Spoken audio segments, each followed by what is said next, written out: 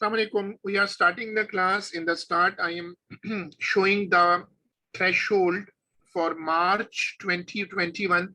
मार्च के पेपर बहुत अच्छे पेपर होते हैं, हमारे वाले पेपर हैं, मतलब कोड सेम होता है, but many people somehow neglect them. वैसे नई वाली जो इनकी है बुक शायद रीड एंड राइट, इन्होंने उसको मार्च को कवर किया.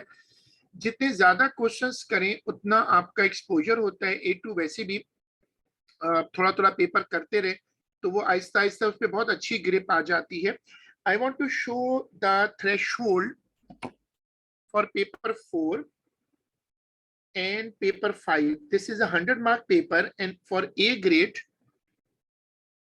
you need for 57 marks. It's a low threshold क्योंकि थ्रेशोल्ड काफी नीचे है, तो इसका मतलब पेपर में मार्क्स काफी कट रहे होते हैं. दूसरा जो पेपर अभी हमने रिसेंटली जिस पे काम शुरू किया है, जिस पर हमने रिसेंटली काम शुरू किया है, इसका थ्रेशोल्ड देखें 22 है.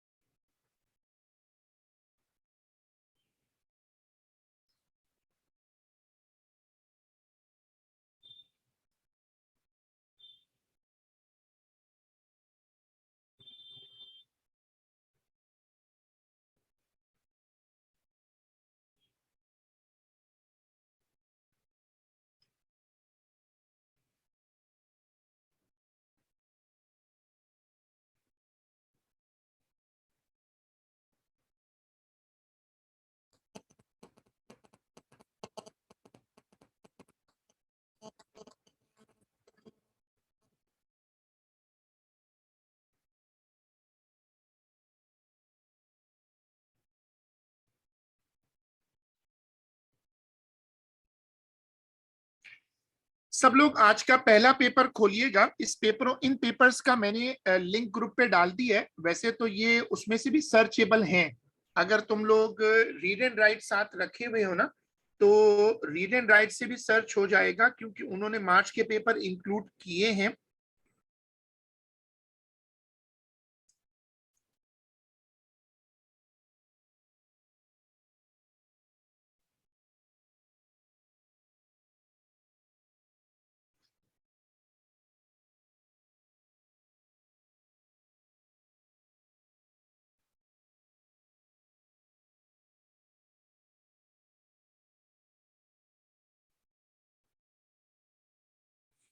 मैं ये वाला क्वेश्चन रख रहा हूं. ये क्वेश्चन है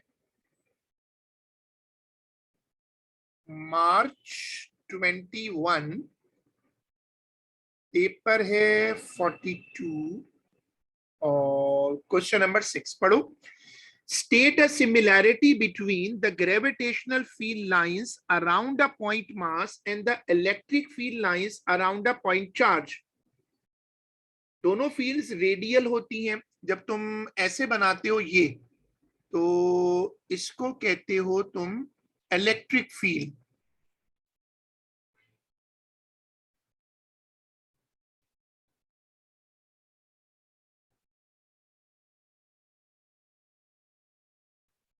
There is a reference here. Humera is saying page number 2227 in read and write. Good contribution.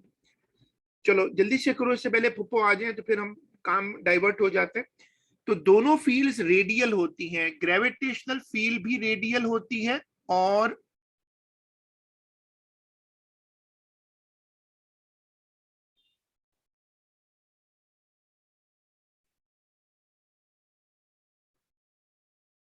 देखो ये दोनों फील्ड्स रेडियल होती हैं. दोनों फील्ड लाइंस इनविजिबल होती हैं. दोनों field lines presence of a field को शो करती हैं.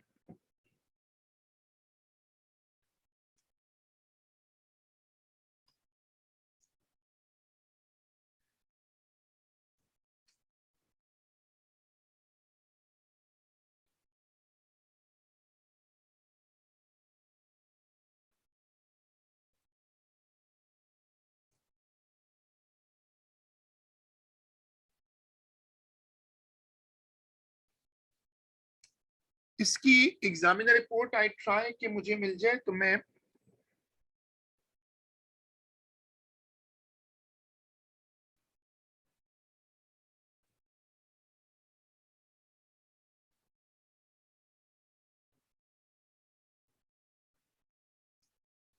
मैंने इसकी एग्जामिनर रिपोर्ट जो है ये भी खोली है ताकि हम उसको थोड़ा सा देख लें।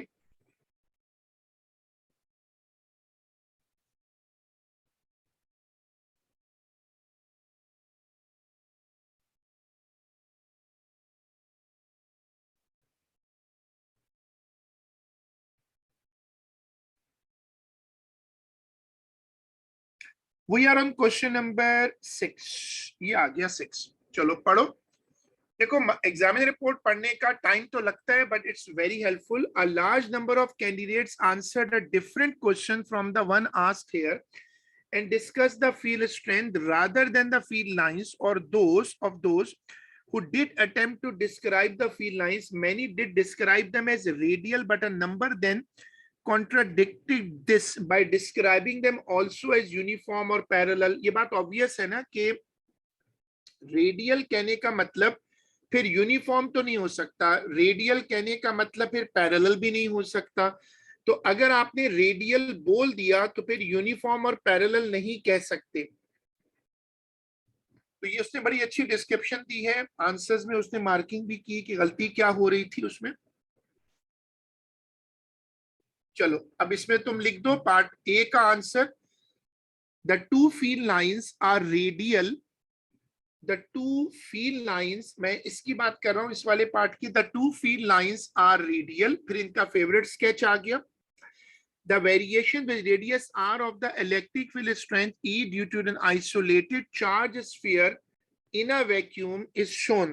देखो ये कई मर्तबा पेपर में आ चुका है और ये मैंने डिस्कस किया था क्लास में कि शुरू में जब तक ये स्फीयर के अंदर होगा E 0 होगा, उसके बाद E शूट करेगा और फिर E और सर रेडियस जो। आपकी आवाज बहुत लैग कर रही है।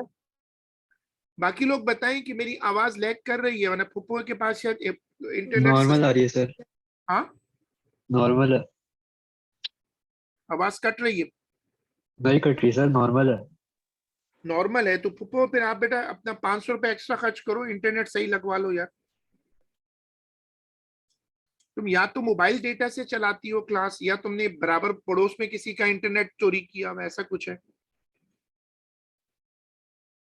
चलें, एनीवेज यूजलेस कंट्रीब्यूशन बीच में थी तो हम रुक गए। अब ये तुम लोगों ने ये स्केच मेरे साथ 2-3 मरतबा पढ़ा है। It's a very important sketch, कई मरतबा पेपर में आ चुका है। पढ़ो, state the radius of the sphere. जिनको पता है कि जीरो कहां तक होता है, जहां तक रेडियस है वहां तक ये जीरो होगा। तो अब बताओ, स्टेट का मतलब भी ये है कि आंसर डायरेक्ट रीड करना है। अब बताओ रेडियस कितना लिखूं? 2.1। 2.1।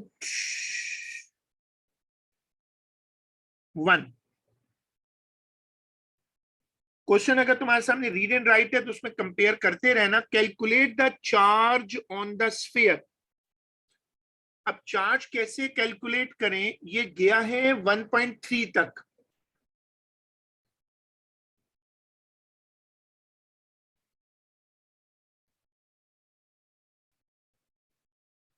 मैंने मार्च के पेपर्स की कलेक्शन ग्रुप पे टैग कर दी है और ये है 10 पावर 5 के साथ।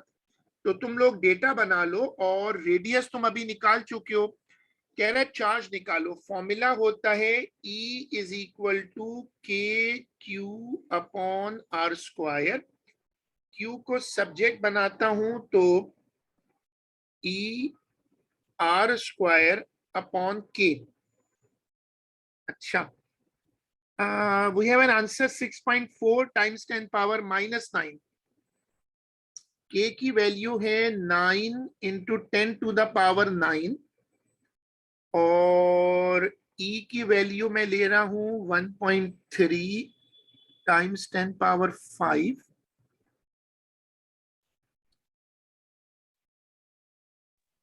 सर मुझे आपकी याद आ रही है इसलिए अब मैं ग्रीन टी पी रही हूँ।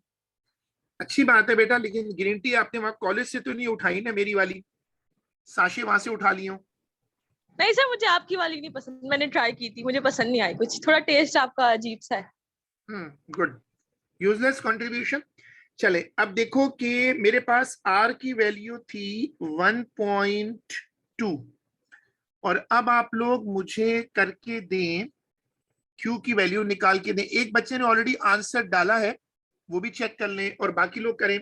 हमने इसी चैप्टर का, इसी टॉपिक का टेस्ट भी रखा हुआ है, आगे टेस्ट वीक भी आ रहा है। अच्छा गुड, दो लोगों ने सपोर्ट कर दिया है। आर इज 2.1, मैंने क्या लिख दिया? ओ अच्छा, वेरी गुड, थैंक यू। मैंने आर गलत लिख दिया था, आर है 2.1 और ये भी सेंटीमीटर में है।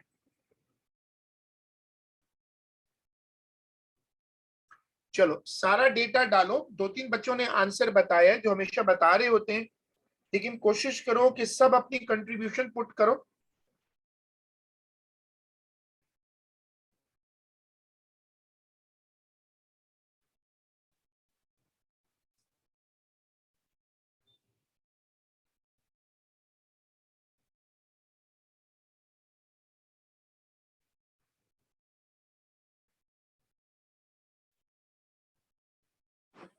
सर मार्च 18 का एक सवाल है, मार्च 18 पेपर 42 क्वेश्चन 7।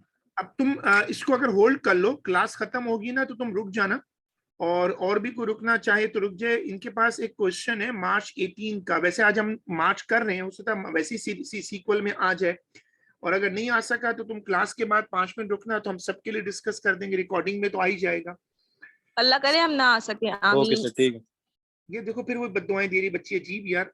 हाँ तुम इग्नोर करो बेटा, तुम होल्ड कर लेना, इस बच्ची ने कुट खानी है बस, और क्या।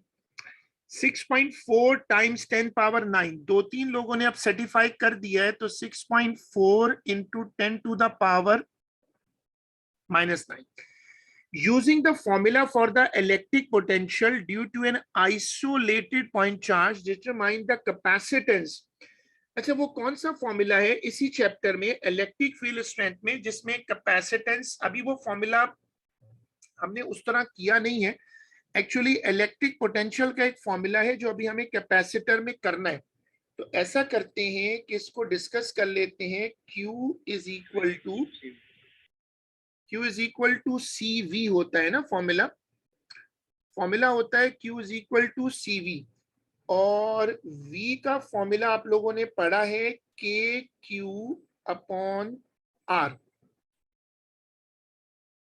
तो अगर आप लोग इसको अभी मेरे लिए सॉल्व कर दें और ये V की वैल्यू यहां रख दें, तो ये बनेगा Q = C KQ/R। Q cancel कर दें और C को सब्जेक्ट बनाएं तो C होगा R/K। ये बन गया फॉर्मूला, इससे कैपेसिटेंस निकाल लो। अच्छा नेहा कह रही है 2.2 टाइम्स 10 पावर -12। नेहा यही फॉर्मूला यूज किया या आपने कोई और यूज किया? सर यही किया था, जब हमने पढ़ लिया था ना, मैंने उसके बाद ये क्वेश्चन किया था। अच्छा तुमने फिर खुद से कैसे किया, तुमने फॉर्मूला पता था या क्या किया? सर जो आपने पढ़ाया था ना, मैंने उसके बाद ये किया था क्वेश्चन, पहले छोड़ दिया था। पहले छोड़ देता, ठीक है, अच्छी बात है। अब इसमें ज्यादातर लोग जो आंसर दे रहे हैं वो 2.3, सब लोग सॉल्व करें, अपनी बुक्स में करते जाएं, कोशिश करें कि जितना काम हो वो एक ही बुक पर हो, और ताकि आपके पास डेटा बनता जाए। इसी का हमने होमवर्क भी रखा हुआ है, 2.3 10 पावर -12।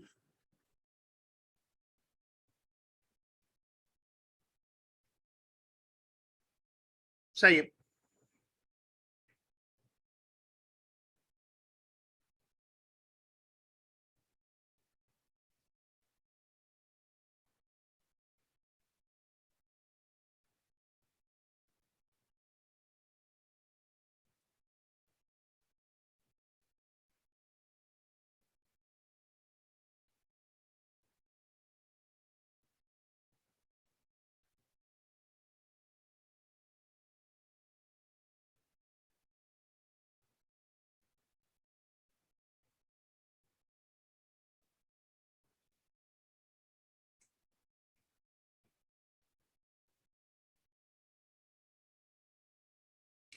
बिल्कुल सही कह रहे हैं अहमद, और ये असल में कैपेसिटर के चैप्टर में अभी आना है, तभी मैंने आपके लिए इसको पूरा डिराइव किया है।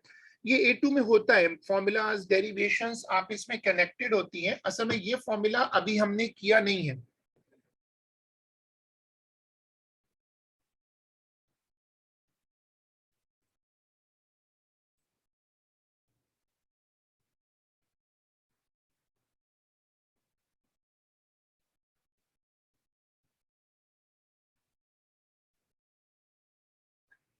आई एम टेकिंग मार्च 20।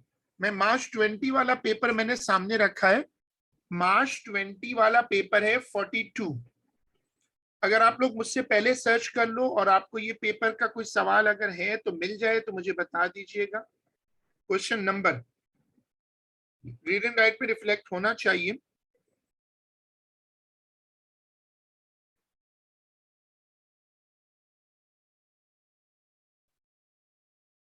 मुझे जो मिला है वो क्वेश्चन नंबर 6 है। Okay, thank you. पिछला वाला भी 6 था। अब ये A2 का स्टाइल है कि हर चीज फिक्स कर देते हैं और वो चाहते हैं कि मेमोरी डेवलप करें, बच्चे समझें, कॉन्सेप्ट बनाएं और इंपॉर्टेंट चीजों को एग्जामिनर रिपोर्ट से अपडेट करें, और उससे फिर क्वालिटी ऑफ आंसर बढ़ता है।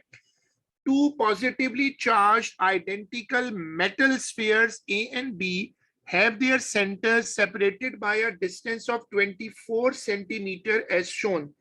The variation with distance x from the center of A of the electric field strength E due to the two spheres along the line joining their center, ये graph है और ये इस तरह का मैंने क्लास में भी बनवाया था। बीच में एक पॉइंट आता है जहां पर फील्ड स्ट्रेंथ 0 हो जाती है। शुरू में तो रेडियस का चक्कर है। State the radius of the two sphere, दोनों स्फीयर्स का रेडियस क्या है। ये नजर आ रहा है कि ये रेडियस होता है जिसके अंदर वो 0 चल रहा होता है ना, तो यहां भी 2 है और यहां भी 2 है। 20 कैसे, मेरे पास तो 2 बन रहा है। हाँ, 2.0 सही है।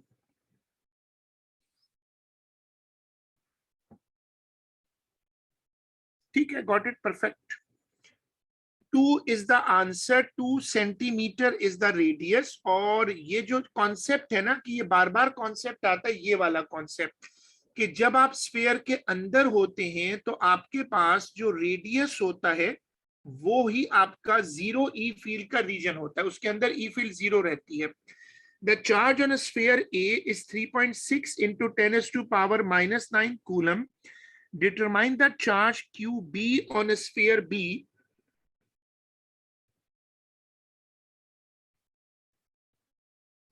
ये एंड ऑफ द क्लास देख सकते हैं। हमें एंड ऑफ द क्लास जब क्लास खत्म करेंगे अराउंड 9:45 या 9:50 पर, तो आप अगर उस वक्त रुक सकें तो ये क्वेश्चन हम रख सकते हैं। ऑलरेडी ये क्वेश्चन लाइन में है तो हम 2 रख लेंगे, उसमें डिस्कस कर लेते हैं। एक बच्चे ने ऑलरेडी आंसर बताया है, तो अब ये कैसे आंसर आ रहा है ये पता चल जाए उसके पास।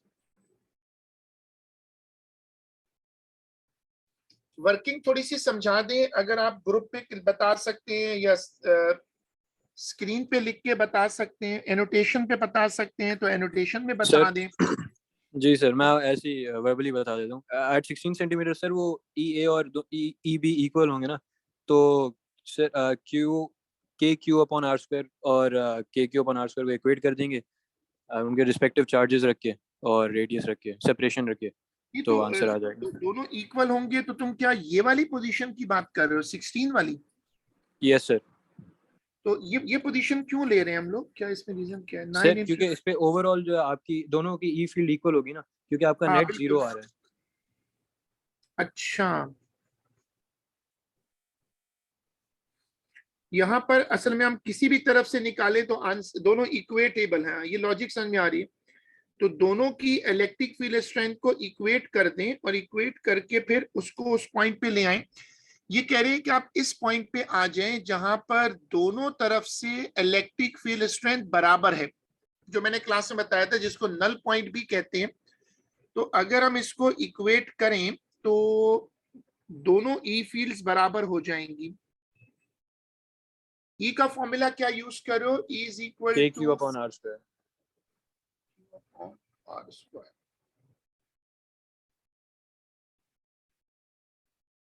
जीरो को नहीं, आप रिजल्टेंट, आप ये कह सकते हो कि resultant electric field strength zero है। जी सर, मैंने भी यही कहा। हाँ नहीं, वो एक बच्चे का चैट के ऊपर सवाल था। तो अब ये बताओ मैं क्या करूं, दोनों तरफ से के तो कट जाएगा, तो अगर मैं जी E1 सर, और उनके रिस्पेक्टिव चार्जेस और जो सेपरेशन है from centre to that point जहाँ पे जीरो हो रही है, वो सेपरेशन डाल देंगे। मतलब ए के केस में 16 होगा और 0.16 मीटर, और बी के केस में 0.08 मीटर। क्योंकि इसकी टोटल सेपरेशन दी हुई है 24, और हम इसको जीरो जब कर रहे हैं तो यहाँ पर है 16, तो ये एक तरफ से 16 है, दूसरी तरफ से फिर कितना होगा, एक के तो काट दिया मैंने, और इसको मैं ले लेता हूं Q1, इसको मैं ले लेता हूं Q1। अब तुम लोग बताओ सर कि अगर, सिर्फ 1% रह गई है, क्लास खत्म कर दें आप। सॉरी, चार्जिंग सिर्फ 1% रह गई है, आप प्लीज क्लास खत्म कर दें। तुम क्या बाहर फुटपाथ पे बैठ के क्लास ले रही हो? तो चार्जर पे लगा लो। सर अभी तक मुझे पेरेंट्स ने घर से बाहर नहीं निकाला, घर में ही हूँ। ये भी हो जाएगा इंशाल्लाह। चलिए सर कोई बात नहीं, मैंने चार्जिंग पे लगा लिया।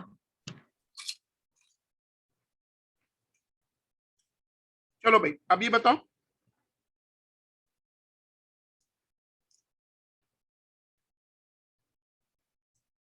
एक तरफ से है 16 और एक तरफ से होगा 24 माइनस 16, और ये होगा 8।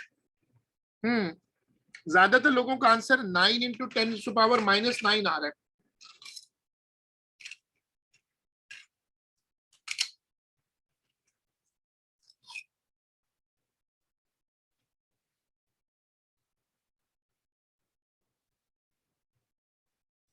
-10 है सर। -10 है सर।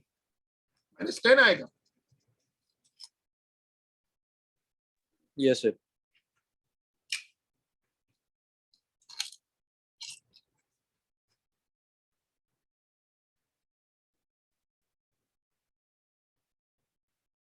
सर वो सेंटीमीटर को मीटर में कन्वर्ट नहीं किया होगा जिनका आंसर ये -9 है।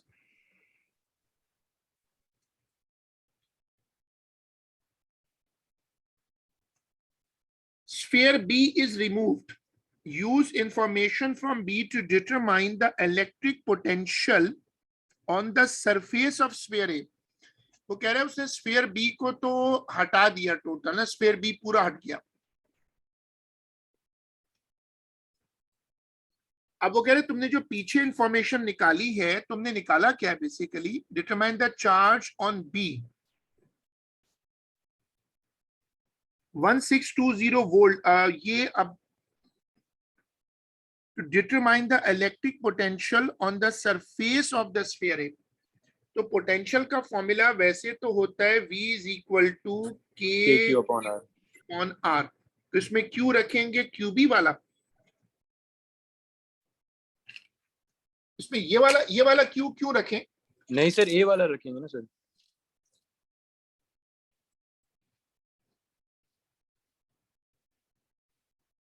क्योंकि वो on the surface of sphere A मांग रहा है। फिर क्या करें, क्या कौन सा चार्ज रखें?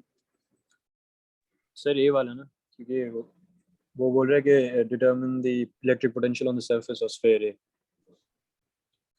तो अगर हम पोटेंशियल यूज करते हैं और हम चार्ज रखते हैं QA, तो हमें ये दिया हुआ है QA, तो फिर R क्या रखेंगे सरफेस के लिए? R हमें 2 रखना पड़ेगा, ये वाला। Yes sir. ठीक है, फिर ये पुट करें और बाकी लोग भी सॉल्व कर दें जल्दी से। जो लोग सॉल्व नहीं कर रहे, कुछ लोग सॉल्व कर रहे हैं, कुछ घर पे भी कर रहे हैं, लेकिन कुछ लोग यहाँ भी सॉल्व नहीं कर रहे, तो वो कोशिश करें कि सॉल्व करें और आंसर बताएं।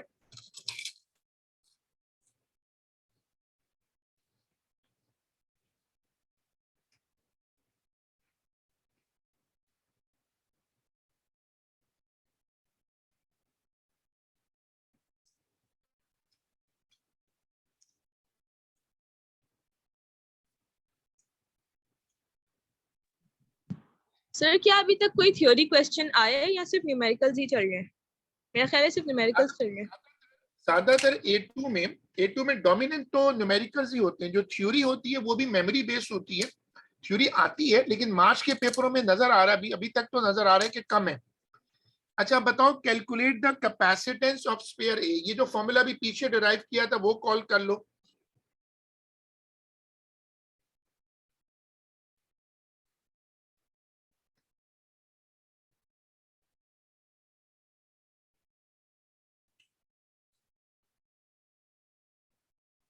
मैं इसको दोबारा ड्राइव करता हूं ताकि आपकी भी रिवीजन हो जाएगी, मेरी भी।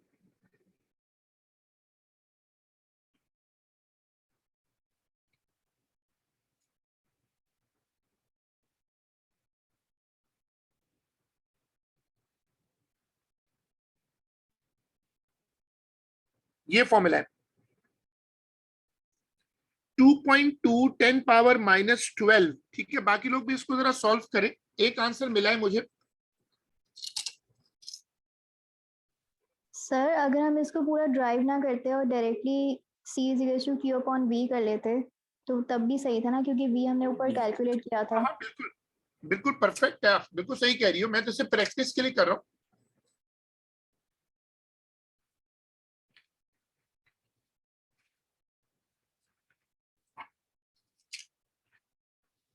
बाकी लोग भी इसको सॉल्व करो।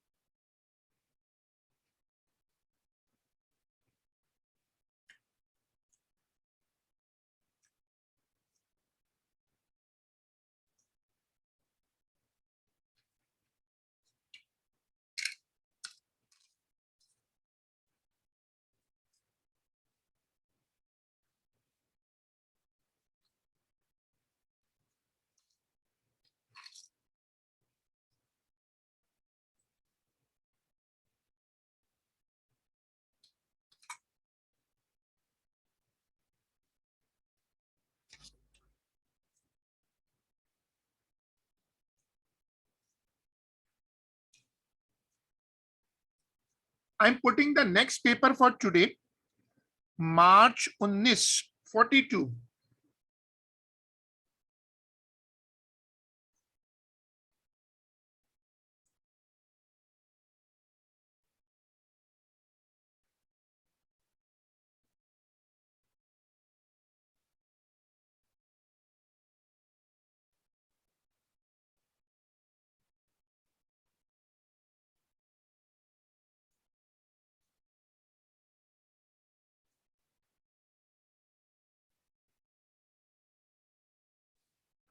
Question number 5।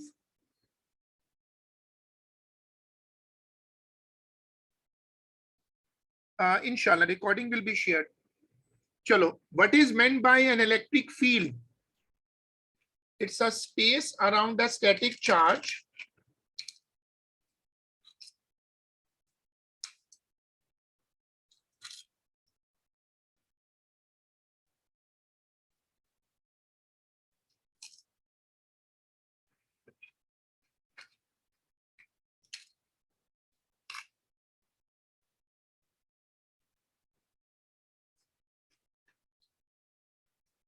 it's a space around a static charge in which another charge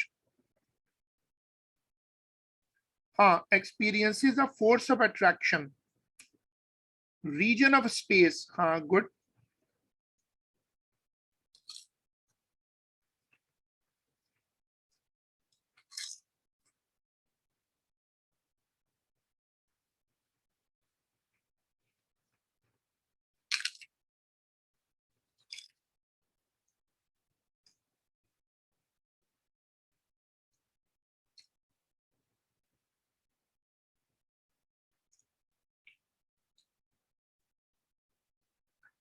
An isolated solid metal sphere has radius r the charge on the sphere is plus q and the electric field strength at its surface is capital E. Draw a line to show the variation of the electric field strength. ये वही graph बनेगा, वो पहले line 0 पर होगी, फिर ऊपर जाएगा, फिर कर्व होगा. मैं आप लोगों से पूछूंगा, आप लोग मुझे बताइएगा कि क्या ये वही फेमस स्केच है ये वाला, यस सर.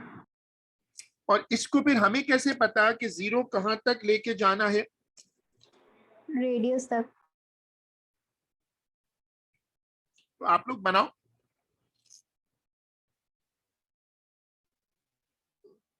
सर मैं बना दूं प्लीज? हाँ लेकिन बेशक बना दो, लेकिन कुछ और मत लिखना भाई, रिकॉर्ड हो रही है ख्याल रखना. कोई डॉल वगैरह नहीं बनाना, कोई पपी वगैरह नहीं बनाना. अच्छा सही है सर. जल्दी से बना दो अगर बना रही हो.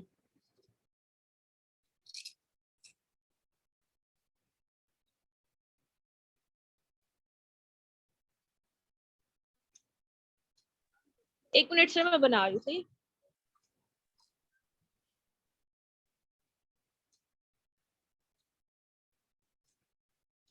जल्दी, टाइम कम है. भाई सर मैं नहीं बना रही, ये तो बहुत हेक्टिक है. तो उसमें लाइन का टूल नहीं ऑप्शन है क्या? उसमें लाइन का ऑप्शन, लाइन का टूल है मेरा ख्याल है.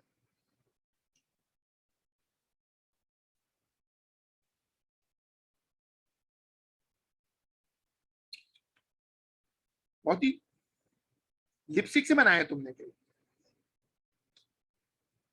बहुत इतनी थिक लाइन बेटा. चलो बहरहाल एनीवेज, रुकेगा भी नहीं यार वो जूम सर पे ये बना. गलत नहीं होगा हाँ बताओ क्या गलती हो रही है? सर? क्योंकि अगर हम वो इनवर्स स्क्वायर जो प्रोपोर्शन लगाते हैं उसका, तो 2r जो 0.25 ये वो 2r के ऊपर आना चाहिए ना, वरना हाँ, ग्राफ गलत. सही है. वो अगर तुम इतना अच्छा इतना एक्यूरेट बनाना चाह रहे हो तो बिल्कुल ये तो सही बात है तुम्हारी. तो थोड़ा एक्यूरेसी बढ़ा लो. वो तो इसने बेसिकली उसने डायरेक्ट वो टूल से बनाया ना, जूम के टूल से, तो वो फ्री हैंड तो है, फिर भी ठीक है. जब आगे पढ़ो. Okay sir.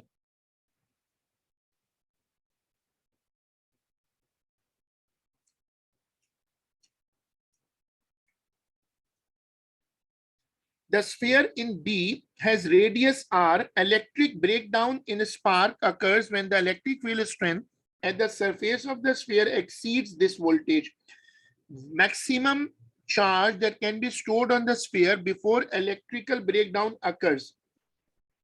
अब फॉर्मूला बताओ कौन सा लगाऊं इधर में? E is equals to kq upon r square.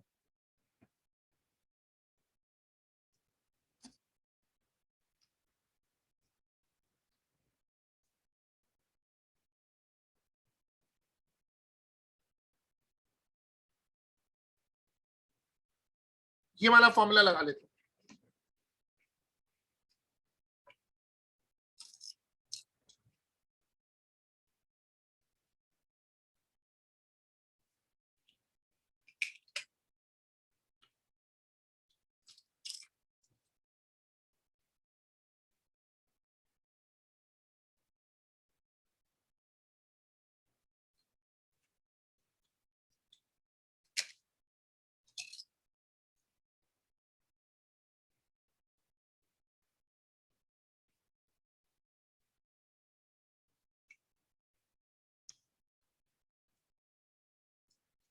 एक आंसर सजेस्ट हो रहा है 1.5 10 पावर -5 कूलम है. वो डिफरेंट वैल्यू आ रही है. एक और बच्चे के पास बिल्कुल डिफरेंट है 1.5. अच्छा डबल चेक कर लो.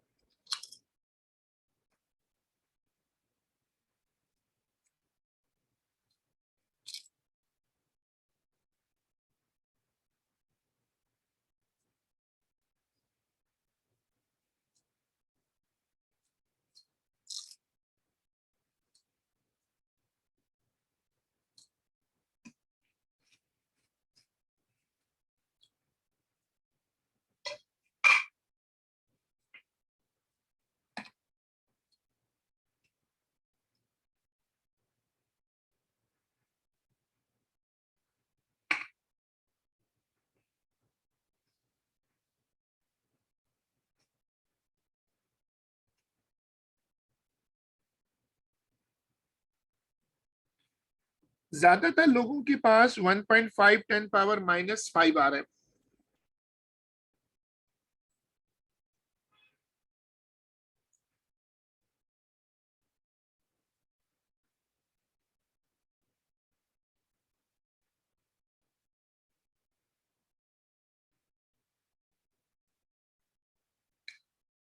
I'm taking my next paper for today, March 18, paper है 42, ये वाला paper.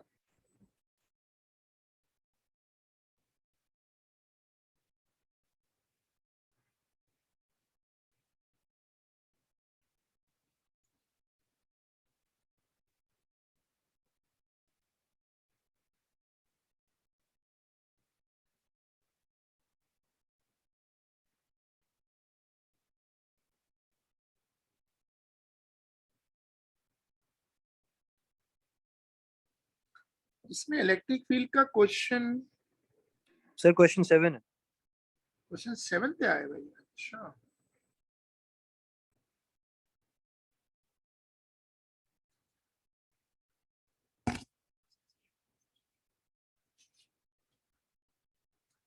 state what is meant by electric potential at a point। 2 mark की डेफिनेशन दे रहा है।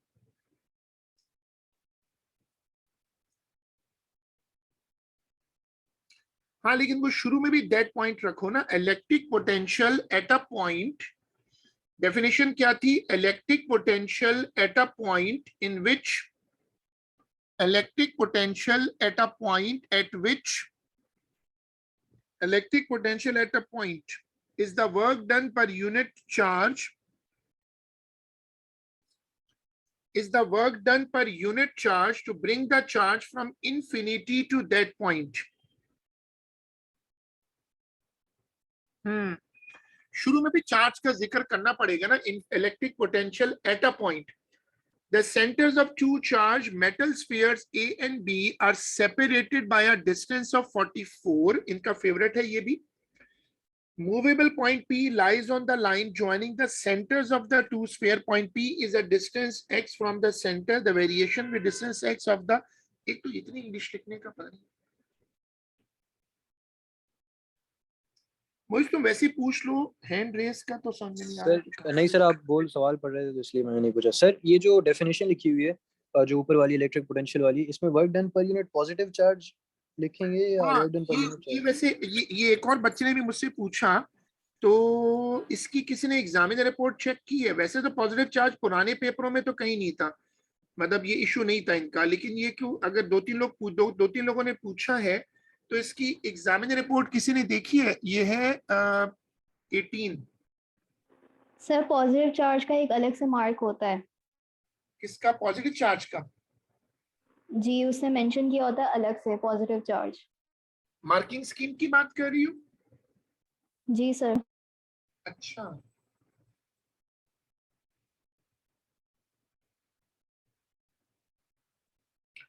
शी इज सेइंग कि पॉजिटिव चार्ज को अलग से मेंशन करना होता है। तो अगर ये इन्होंने देखा है तो we have to rely on this point.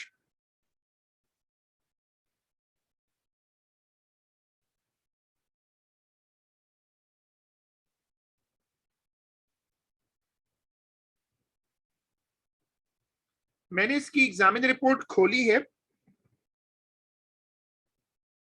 Abdullah Rashid, good at last in the end of the class.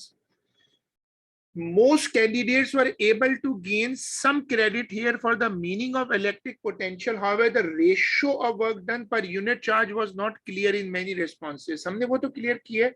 Marking scheme वाली बात जो है वो फिर आप लोग डबल चेक कर लो।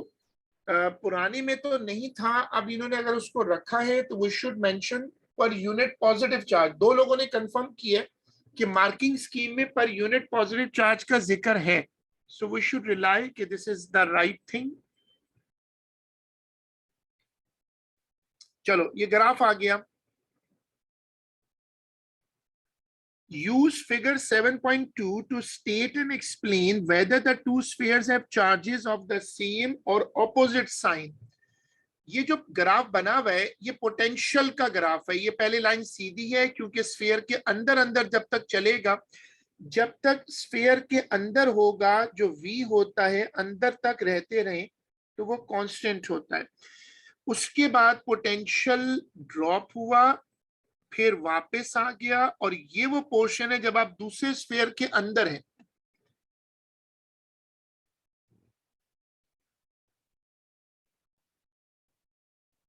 पोटेंशियल जीरो नहीं होता कभी भी।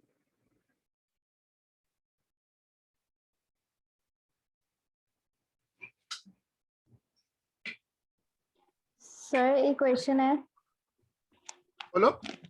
सर अगर हम पोटेंशियल को डिफाइन करते हैं कि it is the work done पर यूनिट पॉजिटिव चार्ज, तो स्फीयर के अंदर अंदर तो कोई वर्क डन हो नहीं रहा ना, तो ये जीरो क्यों नहीं हो सकता? नहीं, ये बड़ा अच्छा क्वेश्चन है। देखो, मैंने इसको क्लास में समझाया था कि किसी वोल्टेज स्केलर होता है ना, तो ये तो कॉन्सेप्ट नहीं बना, ये तो कभी भी कॉन्सेप्ट नहीं बनाया कि वर्क डन नहीं होता। वर्क डन होता है, work done against the electric field नहीं होता। ये वो फर्क है जो आपको समझना है कि आप इंफिनिटी पे भी, इंफिनिटी से आ रहे हैं ना, तो चार्ज को जब अंदर ले जाएंगे तो वर्क डन रहेगा, v कांस्टेंट हो जाएगा।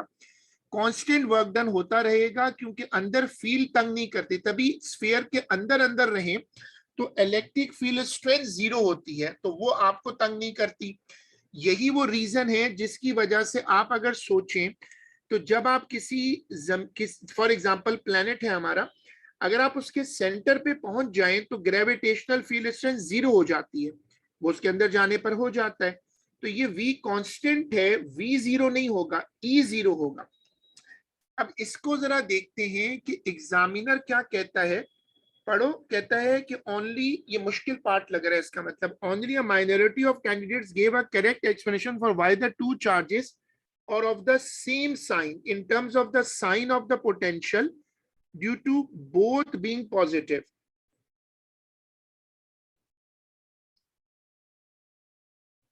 अब जिन लोगों को इंग्लिश समझ में आई है इस वाले पार्ट की, वो एक मर्तबा दोबारा पढ़ लो और फिर मुझे वो ग्राफ पे रख के बताओ कि v तो स्केलर होता है, तो v का प्लस माइनस तो हम ओ लेवल से पढ़ रहे हैं, पोटेंशियल प्लस भी होता है, पोटेंशियल माइनस भी होता है। मैंने सिखाया था कि v प्लस कब होता है, v माइनस कब होता है। अगर तुम किसी चार्ज को रिपल्शन के अगेंस्ट लेकर जाते हो तो v प्लस होता है, और अगर तुम किसी चार्ज को अट्रैक्शन में लेकर जाते हो तो v नेगेटिव होता है। तो ये अच्छा क्वेश्चन है कॉन्सेप्ट डिस्कस करने के लिए कि अगर हम यहां देखें तो पूरे इस जर्नी के लिए जो v है वो प्लस है। अब अगर ये तय हो गया कि v प्लस है तो इसका मतलब है कि ये जो गेम है ये अट्रैक्शन की नहीं है बल्कि ये रिपल्शन की है,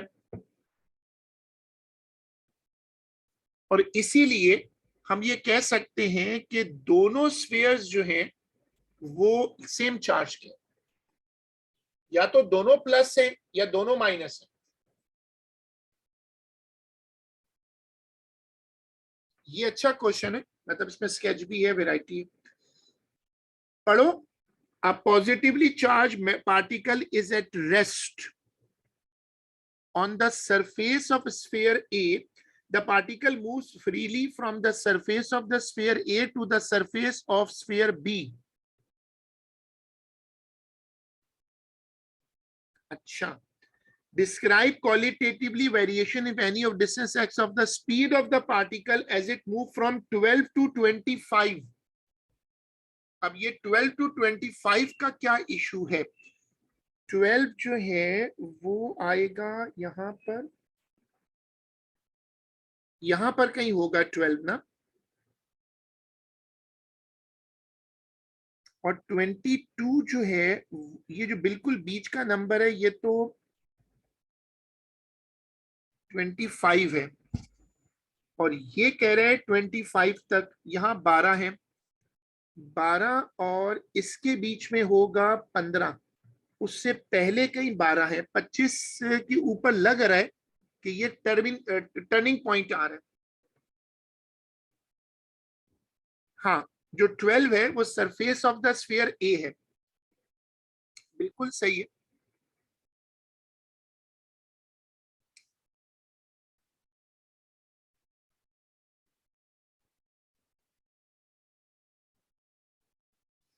तो स्पीड ऑफ द पार्टिकल पे कमेंट करो।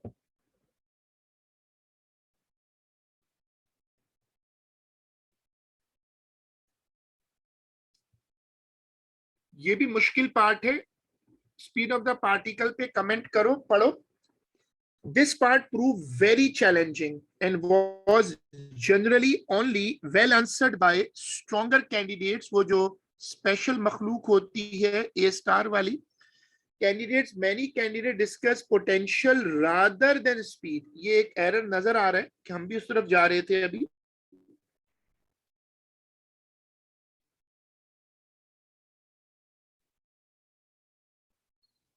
नहीं, असल में रिपल्शन तो दोनों तरफ से आ रही है ना, उसको रिपल्शन दोनों तरफ से, एक तरफ से पुश मिल रहा है, एक तरफ से वो, दोनों तरफ से रिपल्शन तो दोनों तरफ से आ रही है। अब ये वाला पार्ट थोड़ा चैलेंजिंग है, let's come to that point.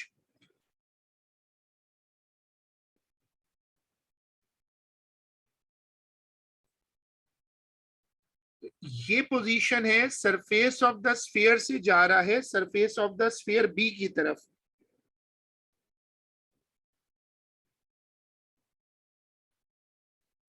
बारह सेंटीमीटर पे, 12 सेंटीमीटर ये है ना, 12 सेंटीमीटर।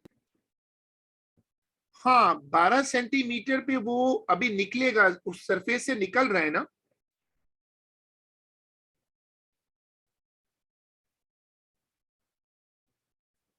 तो फिर ये वाला पॉइंट क्या है? ये पॉइंट जो टर्निंग पॉइंट बना हुआ है, ये है क्या फिर?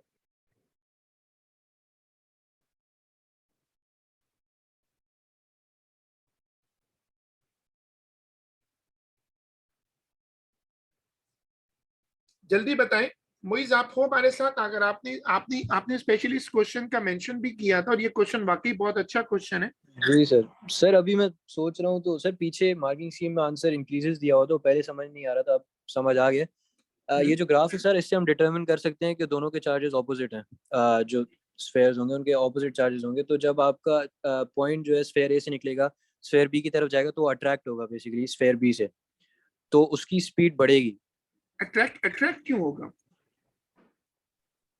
ये नहीं समझ में आया। दोनों, अगर दोनों स्फीयर प्लस हैं, तो जो हम ये जो सर नहीं, ऑपोजिट चार्जेस होंगे ना, सेम नहीं, चार्जेस होते तो फिर ये जो आपका नहीं ये सर, दोनों प्लस हैं। हम अभी हमसे उसने कहलवाया है। हाँ, सेम साइन होंगे बिल्कुल। Abdullah is now getting inform, but at the end of the class. हाँ, ये सही है। मुझे रीजन सही, रीजन के ऊपर जस्टिफिकेशन सही नहीं मिल रही। मोइज भी सही कह रहा है, लेकिन वो बीच में आकर जो बात कह रहे हैं कि अट्रैक्ट होगा, वो नहीं समझ में आया मुझे। हाँ, इंक्रीज तो मार्किंग स्कीम में लिखा हुआ है, बिल्कुल सही है।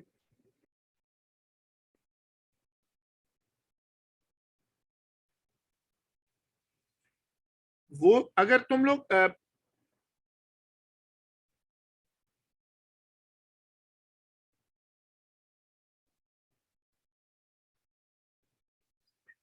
सवाल को पोटेंशियल पे ज्यादा डिस्कस नहीं करो ना, यही वो मना कर रहा है कि जैसे जैसे तुम ऐसे लेकर जाओगे तो एक्स बढ़ेगा।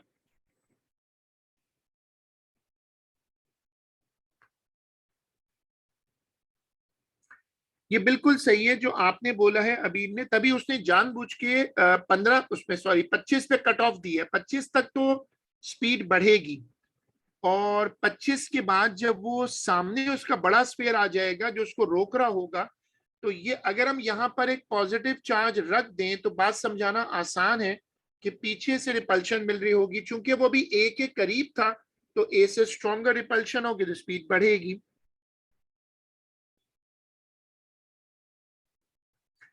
काइनेटिक एनर्जी वाला पॉइंट भी अच्छा सर है। लिखा हुआ भी है, a positively charged particle is at rest on the surface of sphere A।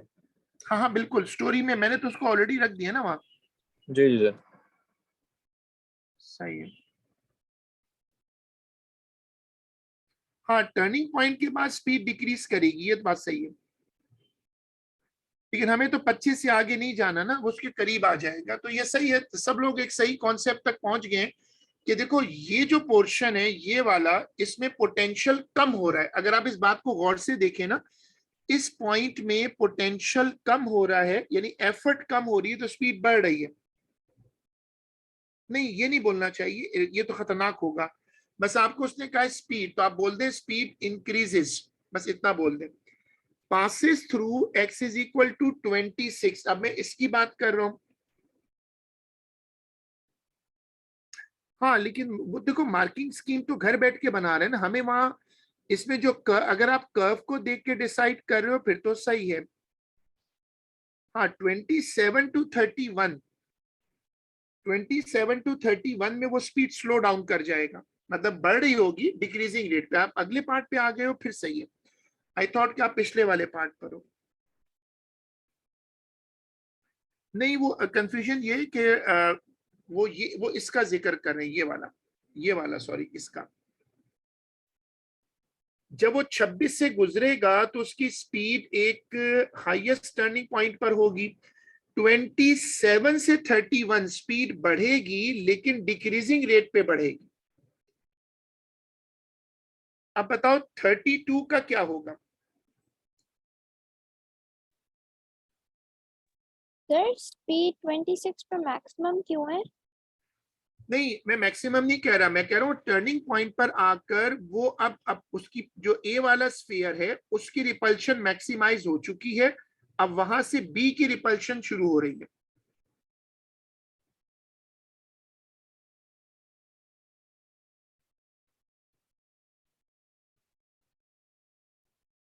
हाँ भाई मोइस, तुमने सिलेक्ट किया था क्वेश्चन में। अब हम यहाँ पर इस क्वेश्चन मार्क पर हैं। अगर तुम में से जो लोग मार्किंग स्कीम देखो कोई एतराज नहीं, लेकिन मेरी प्रेफरेंस ये होती है कि आप लोग उसको जरूर थोड़ा एक मर्तबा देख लो।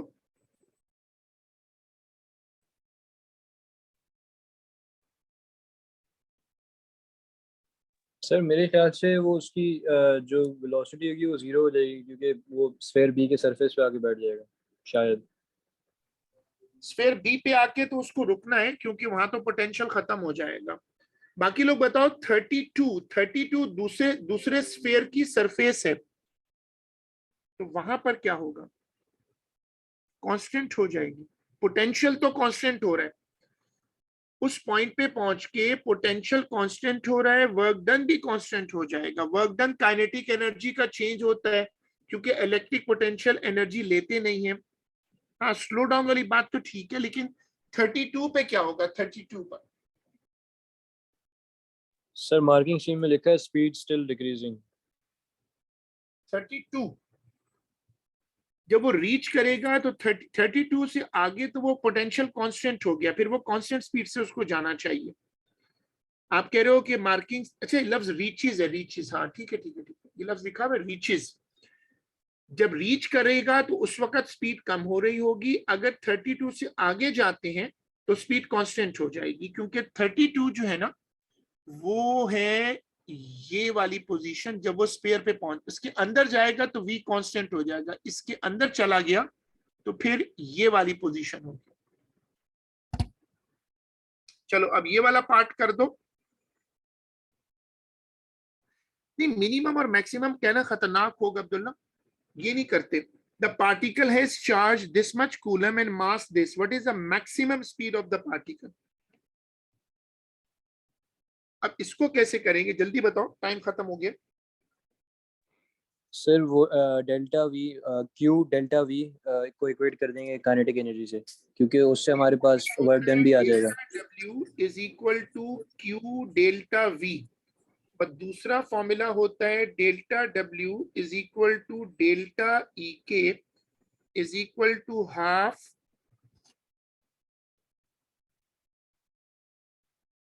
m v square minus u square. अब ये सजेस्ट करें कि इक्वेट कर दे दोनों को, तो वोल्टेज हमारे पास वोल्टेज है, पोटेंशियल है। अगर मैं इक्वेट कर देता हूं जैसे ये कह रहे हैं, तो Q delta V is equal to half m v square minus u square, ये इक्वेशन बन जाएगी। इसमें क्या u को क्या जीरो कर दूं? दो वेलोसिटीज यस को सर, वो कैसे मैक्सिमम स्पीड मांग रहे हैं सर, मैक्सिमम हाँ, स्पीड ऑफ द पार्टिकल। तो तो फिर u क्या रखूं?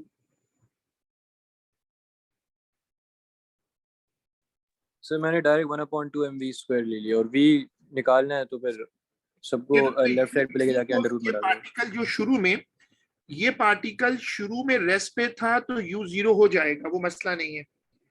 qv is equal to half mv square. मेरे पास मास है, मेरे पास मास है और चार्ज है, मुझे v बताओ, v क्या रखूं?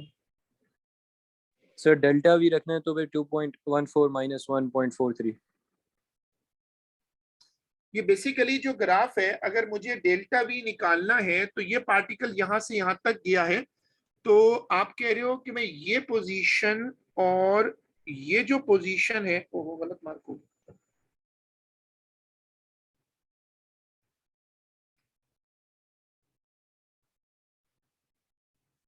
नहीं तो तुम लोग पोटेंशियल निकाल कैसे रहे हो ये तो बताओ। सर पोटेंशियल 1.43 लेंगे ना, क्योंकि 26 सेंटीमीटर पे स्पीड मैक्सिमम है, तो वही वाला पोटेंशियल लेंगे ना। यही तो डिस्कस कर रहा हूँ कि सर मैं लेकिन हमें वर्क डन चाहिए तो वर्क डन तो डेल्टा v से ही आएगा ना, जो वोल्टेज में डिफरेंस जो है। आएगा वो डेल्टा वी से आएगा। तो क्या करूं मैं, मेरे पास दो लेवल्स हैं, एक लेवल ऊपर है एक नीचे है, और अगर मैं एक लेवल तो ये है मेरे पास ये वाला, सर इसको सब्ट्रैक्ट करते हैं 1.43 से जहाँ अब पे इस मैक्सिमम आ रही है। दूसरा पोटेंशियल यहां पर है,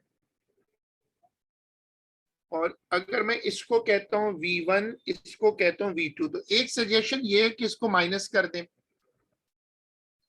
हमें इसको मैक्सिमम स्पीड तक लेके जाना है। तो मैक्सिमम स्पीड पे जो पोटेंशियल का डिफरेंस है वो निकाल लें, फिर करके देखें, सॉल्व करें। अगर दो पोटेंशियल्स को, हाँ यही यही डिस्कशन अभी हो रही है, क्लास की आखिरी डिस्कशन यही है कि हमें बेसिकली पोटेंशियल फॉर्मूला होता है, उसमें पोटेंशियल डिफरेंस डलता है। मोस्ट कैंडिडेट्स, ये वाला पढ़ो, started with the correct formula then they use incorrect potential in carrying out the calculation. तो ये इतने चालाक है, तो इनको अब नजर आ, सब इसका मतलब सब लोग पोटेंशियल में आके फंसे थे।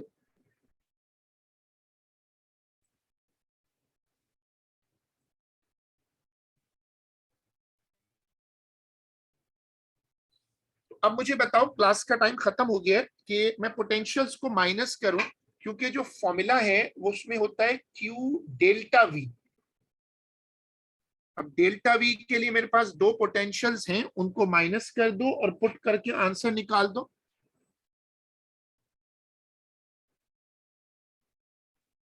सर हम सिर्फ 1.43 इसलिए भी नहीं ले सकते क्योंकि काइनेटिक एनर्जी होती है वो बेसिकली होती है चेंज, जो kinetic energy change in work done होती है, या work done change in kinetic energy होता है।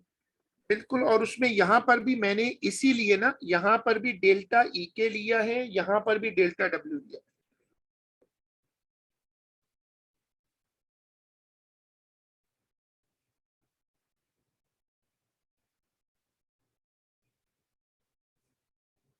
चलो तुम लोग करो, जल्दी से करो, क्लास खत्म हो रही है, या फिर इसकी वर्किंग कर लो घर पे, और अभी हम इसको टर्मिनेट कर देते हैं सेशन को। सर हाँ, आपसे क्वेश्चन असल में आंसर, अब इस वाले पार्ट का आंसर कोई नहीं बता रहा, माइनस वाली बात पे बात रुक गई थी, बट आंसर अभी तक किसी ने शेयर नहीं किया। 8.3, हाँ अबीर बोलो, आपके पास एक क्वेश्चन है।